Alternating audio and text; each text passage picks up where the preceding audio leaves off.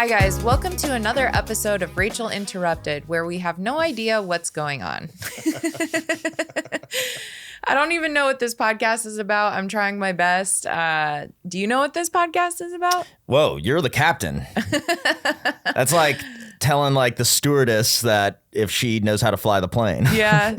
Hey, where are we going? It was like when the server dropped off the food at Denny's and was like, "Is this yours? Is this even yours?" Dude, this server literally, I've been waiting like, good Wait, Denny.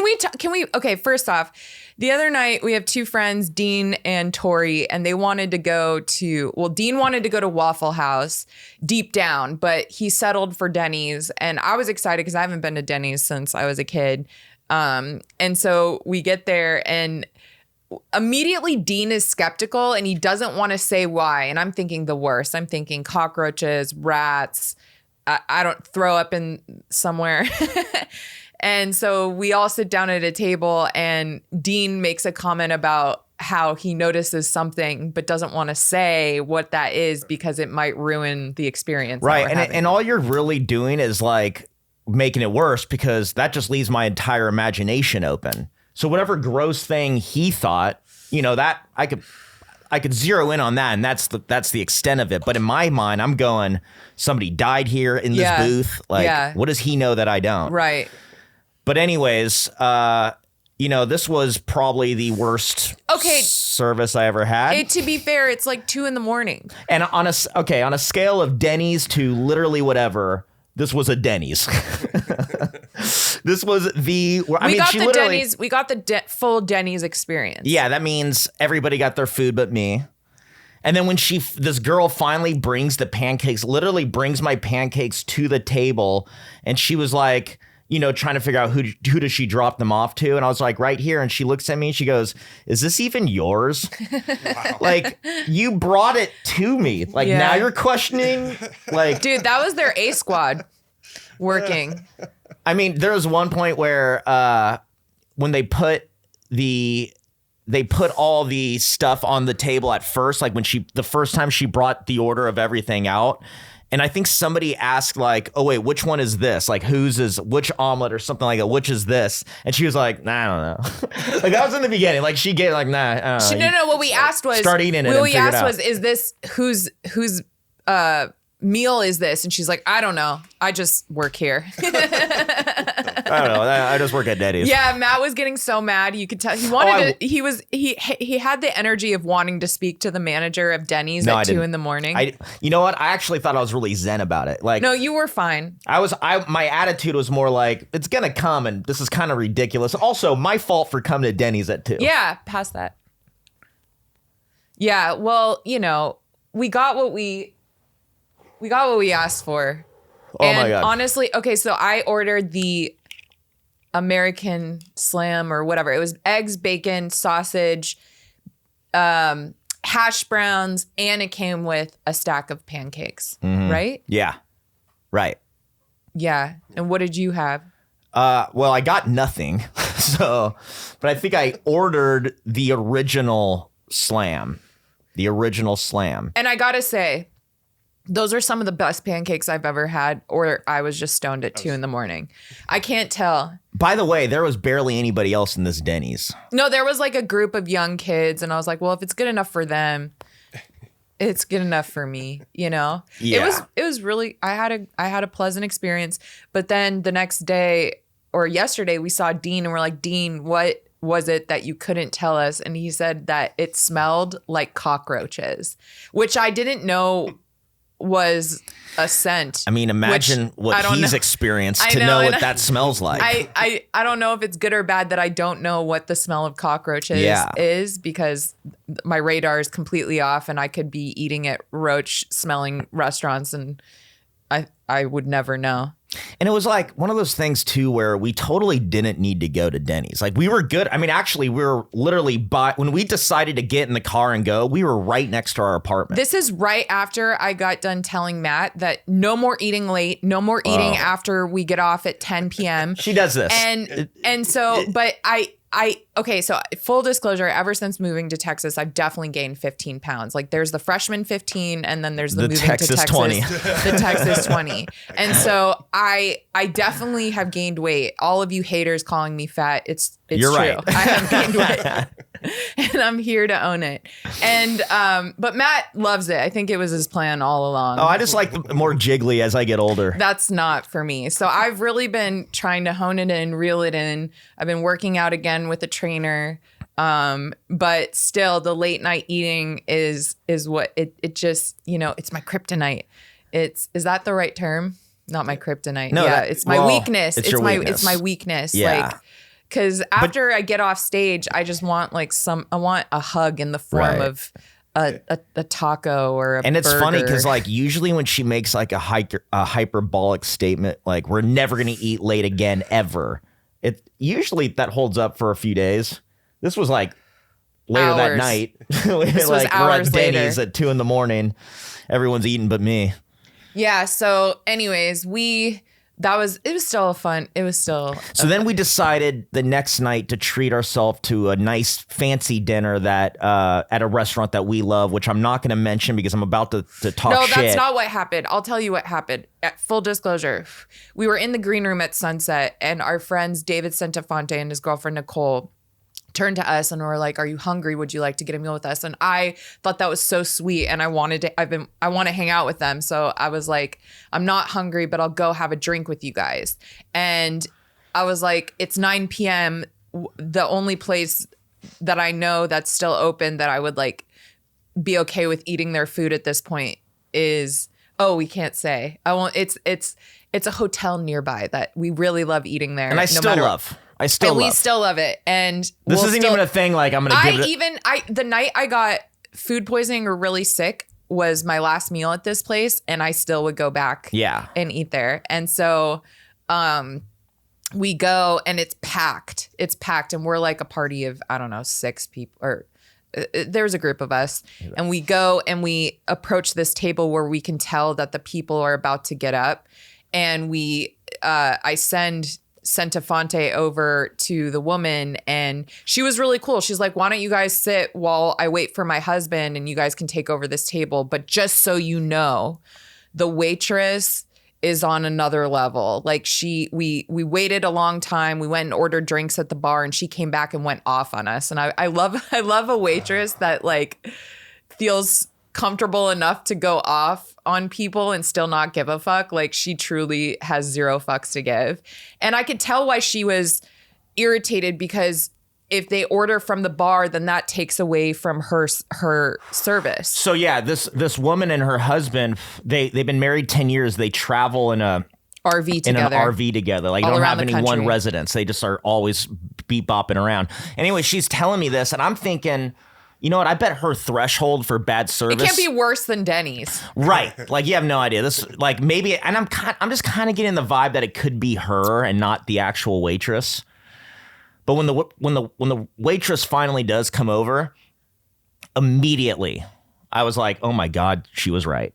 This woman is She was insane. on one. She was on one. She like right off the bat was like, she actually went off on the couple again in front of us because they had closed out their tab and then went to the bar and ordered another round of drinks because they actually wanted to sit and chill with us. They found out we're comedians. They were really cool.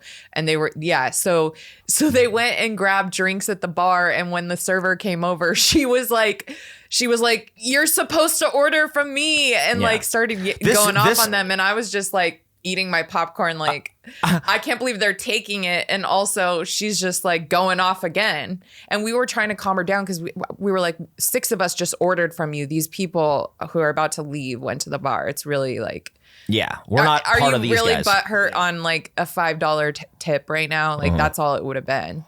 She was just like kind of checked out too. Like she would say, she would ask me what I want, and then I would tell her, and I would look at her, and she's just kind of looking away, and she's like, "I'm sorry, what was that?" And like she would come back in, you know. But she was so checked out. This was the only waitress I've ever seen while taking an order actually sit down. Like she sat down. It almost like she fell down because I thought for a moment she's either really tired or she's on drugs or both. I think it's drugs. The place was packed. So, you can imagine she's probably been running around for hours at this point, like overwhelmed. Because I know when I was a server, like at one point I worked in this small restaurant bar that was attached to a gym, fancy gym in Beverly Hills, rhymes with Frequinox. And so I worked the whole restaurant one time. I was the bartender and the server on the brunch weekends. And it would get overwhelming because I'm serving and I'm also bartending and I'm like bringing out the food, and that can, and you're doing that for at least 5 hours. So I would walk like 10 miles in a shift. And that's so. Would you get triggered a lot? Not really, because it was just a job, like I would more get triggered when my boss would talk down to me because he was he was a restaurateur, and he was known for opening. He's the kind of guy who knows exactly what he wants, and he has a standard or whatever. And even though this is like a cafe attached to a gym, he would hate that people would come in with their gym attire on, and he didn't like that they were sweaty sitting up against his chairs. And it's like, your restaurant is attached to a gym. Maybe you should have thought about that before you agreed to this. And so there would be tons of Yelp reviews about this owner who would come in and go off on he didn't care. He didn't care if he lost business. He didn't care about the reviews. He just, the food was good. It was attached to a gym. People were going to eat there either way. It was one of the only healthy options in the area. And so I remember him going off this reality star. She's a Real Housewife. She came in with her husband, and she was wearing cute like aloe gym attire, and he was wearing like a t-shirt and shorts. And obviously they just worked out, but they still looked fine. And they were like sitting outside, and he went off on them. I'm like, they're sitting outside. This is, my table. They're going to get pissed at me. They're reality stars. And the guy he made a post about it. Oh shit. He did. He made a whole post about it, but man. It never really changed him. It didn't go anywhere. So. Yeah, and I get that. Like the way the server's going to act is also like a reflection of what's going on in the back. Like if the morale's good back there and there's like a supportive boss being like, hey, this is fucking crazy, but you're killing it out there. You know what I mean? Like this woman seemed like she had no support, she was in the trenches alone. She was in there alone, and she was fading fast. Yeah. But she kind of like, I felt like rushed to order I ordered nothing I wanted last night. It was down to the wire. I basically just got whatever Rachel. I was like, all right, I'll just take that too.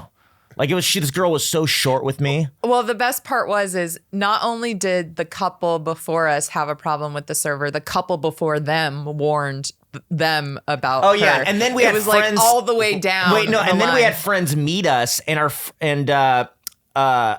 one of our friends brought a new boyfriend who I hadn't met. So, and the first thing, as soon as I meet him, I'm like, dude, this server is just the worst. I love a server who doesn't give a fuck. I did what the other lady did to me, and I'm like, I'm telling you, this woman said the same thing. I didn't believe her, but you're gonna see. And he's like, okay, like this guy's new, like he has no idea who anybody is, but immediately he's like, oh, I'm excited to see what you're talking about. I could tell you're serious, and. I mean, within a minute, seconds later, the waitress comes in on one. Just another storm coming in. And immediately, as she's talking and doing waitress stuff, I look at the guy, and he looks at me. He's just like he couldn't, like he was like, oh my God, I'd never seen such a quick turnaround of like what's about to happen. Like I told the future to him. Like it was like, watch what's about to happen. Yeah. That's how he met me. But overall, it was a good group of people, and we got our food, and it was fine. Yeah, it was, already because it was such a big group of people, she included the added gratuity. So I was like, she didn't even tell us that there was tip included, which was sly. Yeah. She also took away, they accidentally gave us an order of Brussels sprouts. And I was so mad that I didn't get anything I want because this girl like kind of pushed me. When the first guy, when the other guy gave us the Brussels sprouts, he wasn't in communication with our waitress, but he was the one that dropped them off. I lied and was like, well, no, nobody ordered. First I said nobody ordered them, and I realized he didn't hear, so I was like, I'll take them because I could tell these are saw nobody's. you do that, and I was like, Yeah. that's a bold move. Yeah, You well, I was just- already kind of pissed off at this service. I'm like, all right, well, this is God giving me Brussels sprouts for my troubles. He's like, you earned this. These people are being assholes, and you've been cool this whole time. Here's some Brussels sprouts on the big man.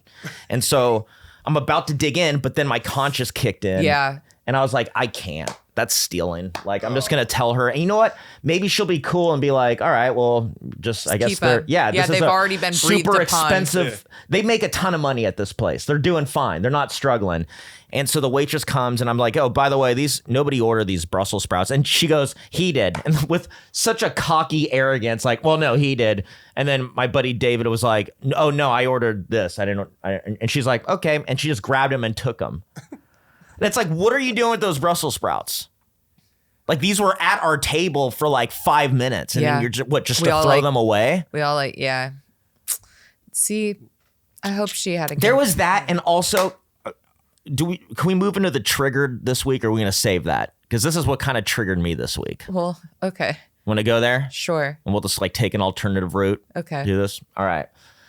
So this couple that was there before, I mean, these guys were drinking. This woman was definitely buzzed, right? And so was the guy. And something I've noticed of people that do what they do, that just live nomadically, they're kind of assholes because they're not used to people. They're used to each other for long periods of time and out in the wilderness in the middle of nowhere. So they come into civilization and they start interacting with other people. It's just like, it's kind of combative. They're a little bit like, well, because they live in their own bubble, so they believe their own shit. Nobody challenges them. This woman called me out on some woke shit because I was talking about how much I love tornadoes. Like, I follow a bunch of pages on Instagram that are like storm chasers. Since I was a little kid, my dad used to buy me VHSs of just tornadoes, just hours of tornadoes. I love tornadoes. And she's just like, well, you should probably not just be saying that because a lot of people's lives have been ruined by them. Oh my God. Yeah. And I'm like, let me enjoy tornadoes. Like who the fuck are you? We're just hanging out, and she's like calling me on this, and she's a little bit, buzzed, so that was my trigger though. Like, don't just, hey, if we're just hanging, like, don't make it weird. If I say something you don't like, just let it be. We're not hanging out forever. Like, I'll go my way, you go that way, you can talk your shit when I'm not around. Like, I don't get why you just need to ruin this and make me feel weird for liking the chaos that is a tornado. It's beautiful. It's like a real life monster.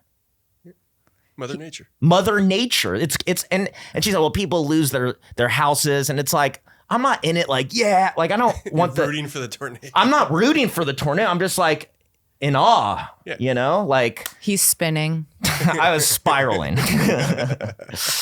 Yeah, so that's what I hate. Don't like ruin a good time because you feel like you're a good person and you need to like prove that right now. Okay, so my trigger is like a past trigger that, full disclosure, has been rectified, but it was a trigger of mine for a while and has to do with Matt and the shoes that he would use to work out with.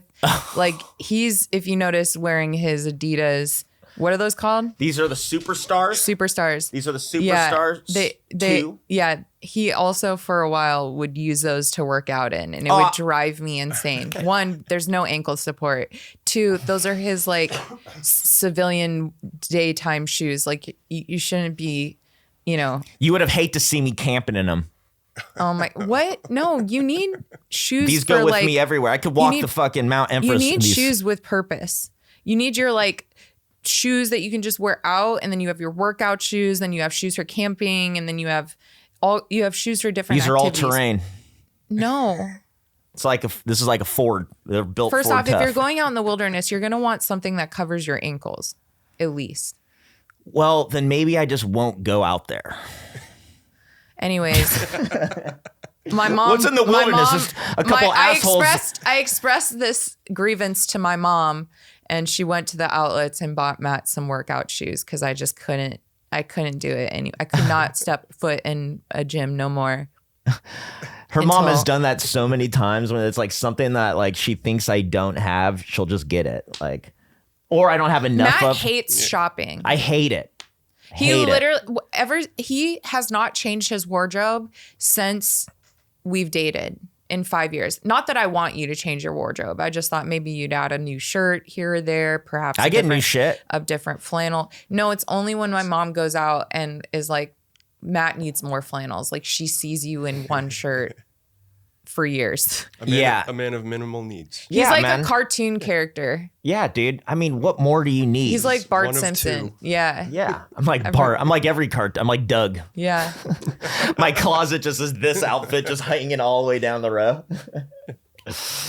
Well, it's always going to be, I love these kind of mesh hats. Most of the time, it's going to be a Joshua Tree. This right now is my friends, the Vagabonds, really dope band out of Nashville. Well, why don't we talk about We'll talk about that, but I'm just telling you, like, this is all you need. T-shirt, jeans, superstars, flannel, because I don't go to places that are too cold.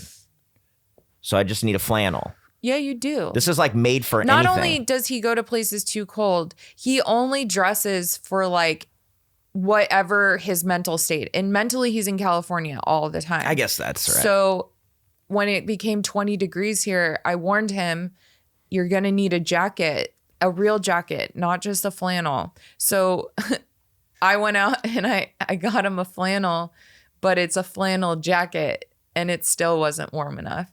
No. And luckily, I tried to find you your aesthetic, but in jacket form. right. And yeah, Well, we ended up, your mom stepped in and found it. yeah. Because Sent it Gomez to me. peed on the first one. Well, that's what I was going to say. Then Gomez peed on it and she did it again. Got me another one. yeah. Yeah. So, you know, I like to dress comfortable. And you know what? You really struck a chord on this one, a chord of truth. I really do dress for my where I am in my mind. Yeah. And that's in California. Like somewhere. Joshua Tree. Yeah. Like, I was going to say that. yeah. So I dress like I'm in Joshua Tree all year long. And luckily, this was a nice, warm winter. We here go in to Austin, Mexico. Texas. We'll go to Mexico, and that's what he is wearing. This is February. Another trigger of mine is Matt doesn't understand how to travel. He will travel to another country in just like a backpack, but we're going for 5 days. And Yeah. it's like his toiletries fit in there, his whatever one outfit he's choosing, maybe a pair of swim trunks that we had to go out and buy him because yeah. what swim trunks did you have when we met? I don't think you had any. Or you were wearing like we had someone those for else's. the first. No, we had the first vacation that we Didn't went my on. dad give you some So that swim was trunks? in the pandemic, and he was like, "Dude, I hate looking at these," and he just got me new ones.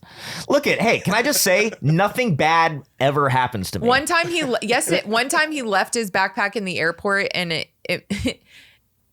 yeah. Oh, I did. I left a brand new backpack in the airport with weed seeds, with shoes, And he flip-flops. tried to contact the airport to get it back. I'm like, there's weed seeds in it. You should probably just charge this one to the game and let it like. Yeah, I did. It's not my backpack anymore. I got all those things again. By the way, when I lose stuff or something bad, it's like I get it all back just by being.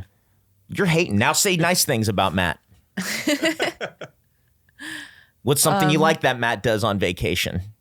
That you do on vacation? Yeah.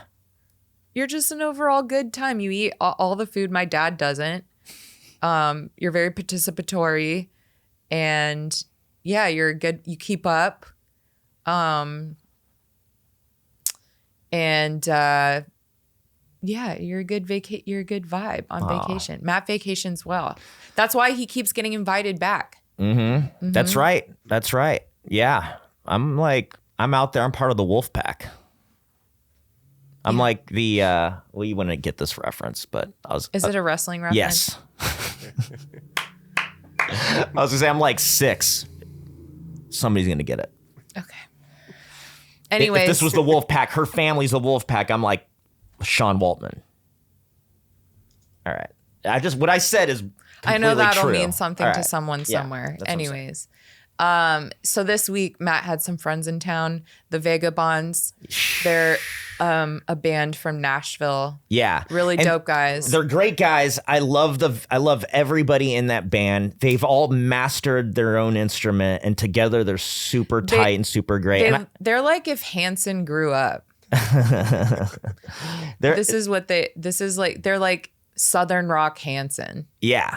And you know what? I was a little worried to show you their music because Rachel doesn't really fuck with the country at all. No, I do. I grew up listening to country against my will because my mom and dad had this babysitter one time who loved country music. So that's what she would play in her car all the time. And so I had to listen to country music. And so 90s country is really cool to me. Okay. Yeah, I enjoy 90s country. I couldn't tell you any country songs from today. Well, what did you think of the Vagabonds? Oh my God, they're very talented. Yes. Yeah, super talented, nice guys. Very nice, fun guys. And actually, the first time I ever came to Austin was with those guys, opening for them on a tour. Yeah. Yep, we came through here and we played this bar. No, this like little venue, but there's a bar in it, and it was owned by this actor from the movie Rat Race. That we were all like losing our shit. He's just like not like the lead or anything like that. But anyways, yeah. Brought me Who through. in Rat Race is he? Do you remember the guy that gets the piercing on his tongue? He's Seth Green's best bud. And they're, Okay. they're together. Pull him and up. he can't really talk. I remember. Yeah, that guy. Let's see it. Yep. That dude right there. Yeah. Oh, he owned the bar. He owned the bar, and we're there before the show, and it's like before the bar's open, and he's opening up, and I'm looking at this guy like, dude, that is him. That is him. And like I go, and I'm like Googling, and I'm like, what's his name? And then finally I just went up to him, and I went up to him after I performed, and he was like, hey man, good set. I was like, oh, dude, are you the guy from Rat Race? And he's like, yeah. That's hilarious.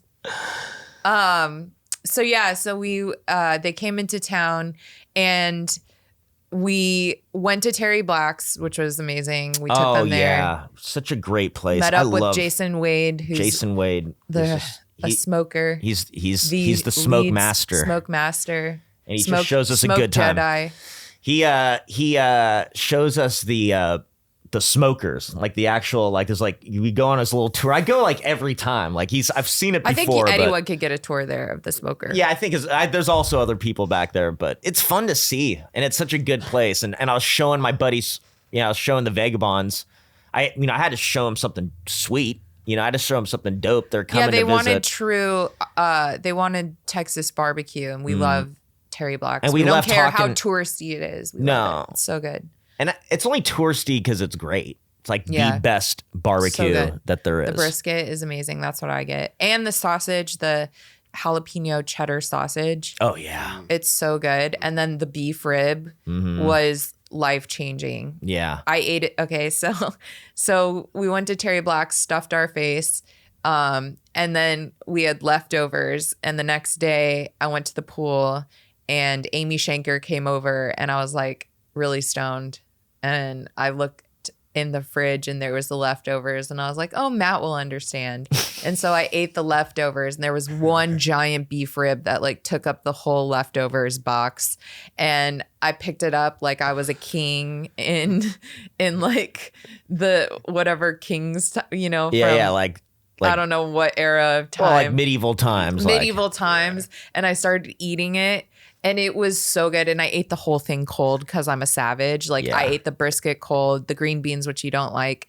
There was a little bit of coleslaw. There were some pickles and onions. And one slab of brisket had that. And I took like 3 bites of the beef rib. And I was like, oh my God, it's so good, even cold. That's how you know how good it is. Yeah. Meanwhile, even I'm at heat it up. I was at load when they load in. I was at load in with the band, like just like hanging out because it's like literally down the street from where we live. So Oh, it was this is like- another trigger of mine, and of yours, that I triggered you. Yeah, this is. You're right. You see what's coming. You see what's coming. So I'm sitting there and I'm starving, but I'm with the boys and we're hanging and they're talking about what to eat for dinner. And I give them a rec and they just wanted to walk somewhere. So I gave them a good rec. I tell them about Torchy's, and they're like, dude, that sounds great. Let's go to Torchy's. Like, come on, Matt, let's go. I was like, oh, no. I got Terry Blacks upstairs. I'm fucking, don't worry about me. I'm dining way better than all of you. And I think first I stop at Sunset Strip where you were, and you're in the green room. And I'm like, all right, I'm going to go up and eat Terry Blacks. And she just kind of like, her and Amy look at each other like, who's going to tell him? He got meat too'd. I was pissed, man. I was mad. I went up there. There was nothing. I had a bowl of cereal. That was my dinner. And meanwhile, my friends are at Torchy's just cheersing their burritos. Having a great time. I wish I was at Torchy's. Yeah. It was so good. Yeah, that was a nice little trigger there. Finished Love on the Spectrum. Finished it. Yeah, we didn't cry this season. No. I almost cried. I was very close. Yeah, but first season we lost our shit. We saw David and Abby go to Africa, which was amazing, and they lived out their dreams. And my favorite scene is when they're singing The Lion King, Can You Feel the Love Tonight? Yeah. Do we like them because they're cute?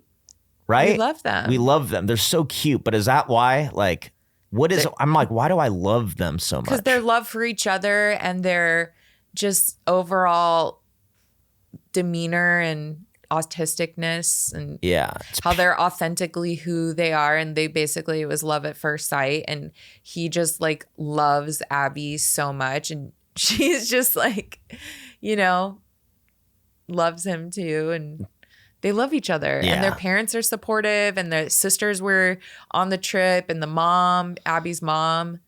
It's really cool. I hope we get to see their wedding. I want to watch a whole series on them. Yeah, they should have the spinoff. Yeah. They're going to do like a, Yeah, they're my favorite. Yeah. I would love to watch They're it. my favorite. I love watching them. And then we turn on Love is Blind, and I hate every one of these narcissists that just come on and act like they're looking for love. A couple I hate right now is that, who's the girl that's clingy? Remember last night? Oh, the one who she said her friends say that she looks like Megan Fox. Yes, the liar. And like everyone in the world went after her basically for that, even though she said she doesn't see it, but her friends do. But it was just for even the fact that she brought it up. She wanted him in his mind to have that image of her. Yeah, she cheated. And she did something really shitty on one of the last episodes we watched that I can't get out of my head. What? The episode where he finally called her out on being clingy, is that the most recent one? Yeah. Okay, so no, it was the one before the but that one where he finally says it, they're in the kitchen and she's just drilling him. I feel like you're not telling me you love me enough. She being completely too clingy after somebody who lied to the person about what she looks like. And apparently he saw like a picture of the other woman in the pod that he didn't go with. Just, you know what I'm saying? Yeah. And like that kind of put a whole thing. She's beautiful and like she's actually like physically beautiful, and like this girl lied about her beauty, and he's like, now she's insecure about that, so she's bringing that in the mix. At one point she talks about when he says clingy, she gets so triggered and she's just like, I do so much I give you my all. I'm 100%, like I cooked you this, and then I went upstairs, then we had sex. I had sex with you, and then and then he's just like kind of sits and lets her finish. And he's like, all right, well, if we're bringing up sex, it's like you came up wanting sex. Like you came and initiated. She's doing something very toxic because she's basically using sex as like it's economy. Like it's like she's using that to like put on him like, what? But we had sex, and it's like you wanted sex. That's just dangerous to do. By the time this comes out, probably the next couple episodes will come out, and it's gonna get really juicy. Ooh, that's right. I didn't even consider that, like where it's about to go. Yeah, because he's not gonna pick her, and I'm just waiting for him to meet that other girl. Because this, honestly, and I feel bad for this person. She did lie about looking like Megan Fox. Like that's not fair. But like you need to work on yourself, girl. She needs to work on herself. Yeah, she needs to go to therapy. She needs to get over this anxious attachment thing where she's you know, tell me you love me. You're not telling me enough. He's like, I did. You're not kissing me enough. Yeah, it's like, gonna push him away. it's pushing him away now. And it's like, this is how you're acting on TV. I wonder what it's like to be her in real life and see her behavior. I would watch a show Of where them these watching people, themselves for the first time. for the first time. Yeah. And what their initial reactions are. Yeah. Of all the reality shows, there should be a show that Well, does. they should have that as a part. Right. Well, I guess they're starting to do that now with Vanderpump Rules, if you think about it. There's the after Mm-hmm. show where they watch themselves and then they respond. Remember, we watched it, which is perfect because that's exactly what we want. Because like right after the episode, we want to know what they thought about. That's literally what they're doing. Yes. So it's brilliant. But something even rawer than that, where it's literally them watching themselves for the first time. That's what it is, though. Is that right after they first watched it? That's literally them watching it and their reactions. Oh, okay. So they and actually then they're shoot seeing what what everyone else in that they're reacting to other people. Yeah, that is That's- that. That is that for sure. Yeah. Then, dude, if every reality show had that. 15 minutes left. Okay, in this let's talk episode. about Okay, we can let's talk about last night we watched SNL's Shane Gillis. Yeah, I was about to say that. On okay, so we were in the green room at Sunset and Red Band was there, Janice, a group of us, and Red Band pulls it up because he wants to see the monologue. And we're sitting around the table and we're watching the monologue on Red Band's iPhone. And I'm like, he's probably one of the most technologically advanced people I know in the whole world, and we're gathered around That's all we had. the iPhone. Yeah, like it was like some kind of scene from the 1950s. No, you know dude, what I mean? you're not the only one to say that. There was a real vibe of that in the room where it's almost like an old radio. Like Yeah. you're listening to a Yeah, Muhammad that's what I'm Ali thinking. It fight. was and what you're it like, was. yeah, like It was- a hometown hero is fighting the champ Yeah, right now, and we it's were- like, oh, we're all on the edge. It was really funny and it was so cute. Actually, what's her Leonarda? yeah, On her Twitter, what's her Twitter? What's Leonarda, Johnny. Yeah. Her Twitter, she has like a video clip of us watching it. Yeah. So it was just like really fun. I'm super stoked for Shane. He killed it. I loved it. No, it's on her Twitter, but yeah, I thought it was great. I thought, what he talked about was perfect. I thought, Shane Gillis has the Shane Gillis thing when he could Gillis it up, like, which is a beautiful place to be in as a stand-up when you get to the thing where you can just turn on that funny thing about you at any time. And like, no matter the pressure, because that's got to be the most pressure of any spot that anybody could do. I mean, really, that's live television. His story of being fired and coming back, this is his triumphant return. The stakes are so high. This video right here, this is us watching Shane Gillis. There's me. I need to cut my hair. See this guy right here? Wait. Somebody commented on her page, like a picture of him, and they said, somebody check on him. yeah, so good. It was. Well, I loved it. And he definitely, when I mean that by Gillising it up, it's like he was able, the parts where the pressure got to mean a lot and it could have been turbulent for anybody, less talented than Shane Gillis. He was able to lean into his Gillisness of like him, of the situation. And like, that's when he calls out like people not laughing. And that's when he points at his dad and it gets like real. Cause that's how he does it on stage. He'll cut through and connect. But the whole spot was great. Then he went into his material and it was such he nailed it. I thought it was I great. just kept thinking about, because I see that material all the time at Mothership. I've seen him work on this. I just think about, he goes up in the Fat Man and it's either his show or it's Joe's show and everybody's there for him and it's so supportive and he works it. And this was, not to say it wasn't the opposite. He definitely had fans in attendance and people supporting him there. But he could imagine that he's also going up in front of a lot of haters, whoever's watching SNL or just the pressure is on, and he was still able to kill at that caliber. Did you see the stuff of the band members not laughing? Yeah. In the back? That sucks. My favorite tweet is someone said that he's like the Taylor Swift for men, which is so true. Oh, yeah, for sure. Yeah. Yeah, you see the ladies in the back just like... Yeah, I don't know. I think that it's a good thing that they had him on, and it just goes to show you that, if you have a fan base, then you can transcend people trying to take you down, If you're just being pure also, like he was just... He's so undeniably good that even SNL was like, all right, we need you to come on. Yeah, and you know what? I can't wait to hear about like the ratings because... Oh, I'm sure they were amazing. Is the first time. This is a huge bump. No, they were smart because they got people who want to see who are his haters to watch, and then his fan base, which is huge. So you have a whole group of people. You have so many people watching, no matter what the reason is, you still want the ratings, good or bad. Yeah. Or the views rather. But yeah, I thought it was like really cool. That was one for the comics. Yeah, man. That was like when we all watched, I felt like it was like that.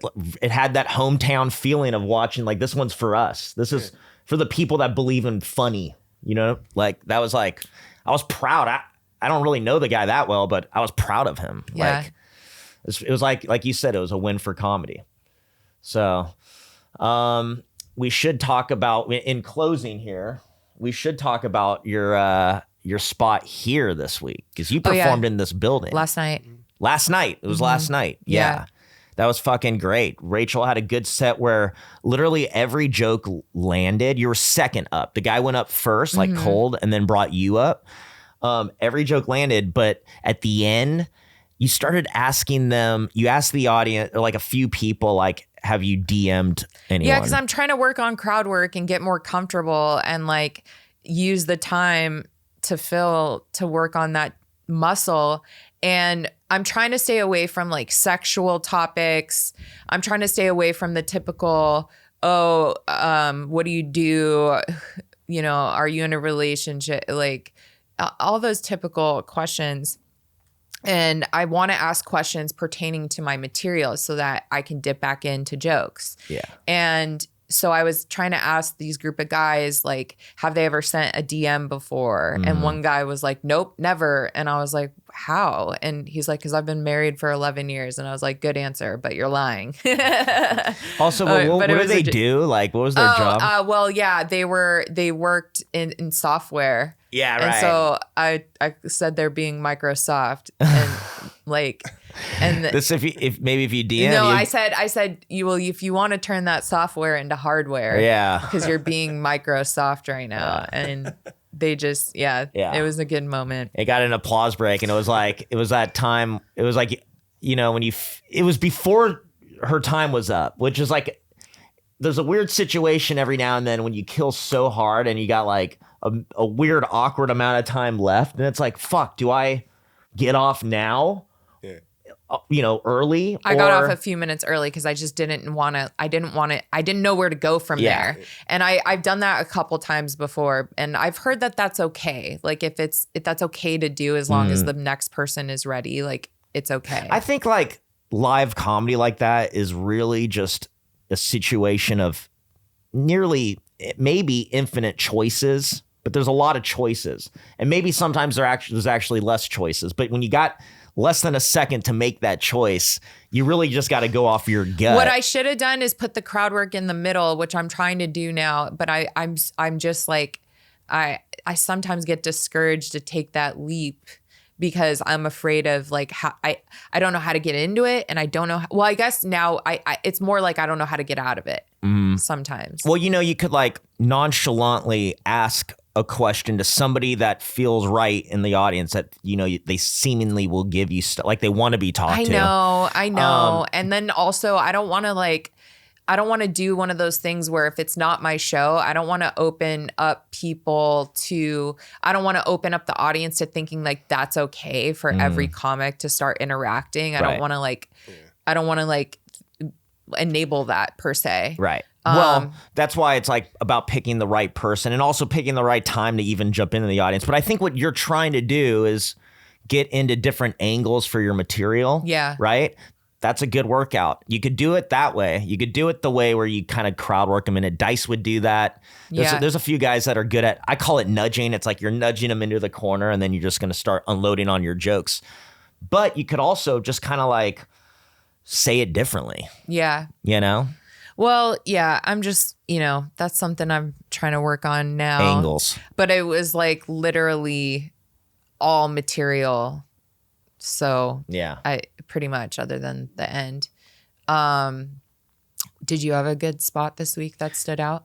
Oh man, I had 2 spots in the Little Boy like back to back, and it was like maybe the 2 best spots I've had in there as far as like the audience was just fire, ready to go. They were laughing at setups. That's what Anthony was saying. Yeah, but they're also like, I could trust that no matter what, when I got to the punchline, it would get a good laugh too. Like so I was able to like take liberties. And you know what happened? I killed really hard on a new joke and I could have gotten off there. But it was like in that awkward time zone where it's like, do I go back in?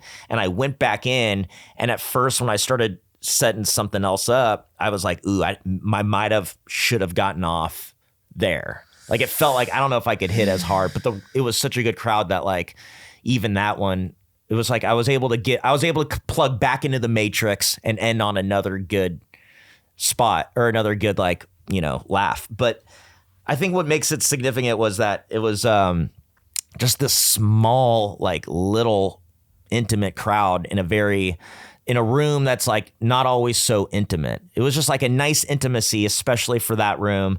And it was fun. And all the comedians were on the side. Like I could see them and I felt like that was my Shane Gillis moment for the weekend, where it was like, there's a bunch of people on the side laughing, that like Anthony and a couple other comedians. And that felt good.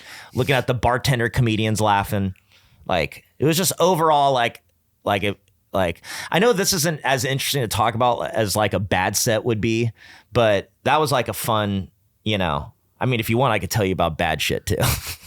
I had a bad set at the end of the Sunset Strip staff show the other night. The audience was just like tired. They were like, they were tired before I got on. And you could tell they were just like over it. And I think like the door guys were trying to do this running bit where they're like, this next guy actually works here. And I guess the audience, after like however many times they said it, was getting irritated. And Haley was like, it's so funny, keep doing it. Like, and then they get up to me and it's like, I actually don't technically work there currently. And so, but like I am there a lot getting the staff high. So it feels like I'm just the director of vibes. And, but anyways, I went up last and it was just like really not good. You were there. You couldn't even watch. Or is that a different show? There was one. Oh yeah. I think that was the one where you're like, I can't even watch. No, it was a different show. Wait, which one? There was a show that I went up on where you were like saying the audience, you said something about you said it, you couldn't even watch. Oh, maybe it was a mic? I don't know. Oh. But either way, it was hilarious because it was so bad you couldn't even watch. I do remember that. Yeah. That wasn't you though. That was just like, it was so bad. I just didn't want to watch you get hurt. Oh no, it's fine. Yeah. Anyways, should we go to the DM for the week? Yeah. We'll pull it up. Oh, here we go. People are too obsessed with your asshole. I just want to see you puke. Scroll to the next one. Why your butthole or fart are so request. Next one. Why not? What's wrong with this guy? I hope you have a nice normal day. That's the best one, actually. I know. In the midst of just disgusting perv, like that is creepy so ass funny. shit, you get, hey, I really wish the best for you. Respectively. Yeah. That last one was creepy. Wait, look at the comments on this. The comments are hilarious. I like how like that last one was creepy. Like that one is creepy. The one that's like the least creepy. Dude, I love how much people love the DMs. That makes me happy. And the comments are always as good too. People love it. puking isn't hot unless it's into an asshole. See, then you just get like, Of course. give Yeah. an inch. Just embrace your fans. That's what I say. Oh, look at this guy. He's like, ha ha. He's like, ha ha ha. My message there. He showed himself. I don't know which one.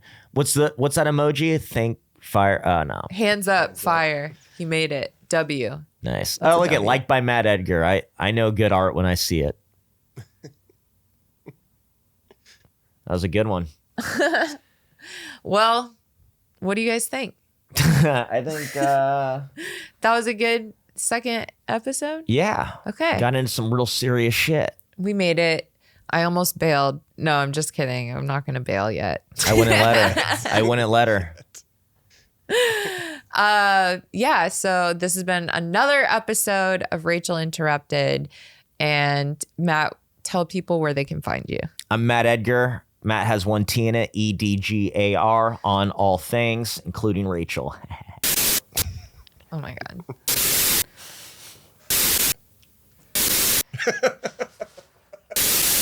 Take it away, babe.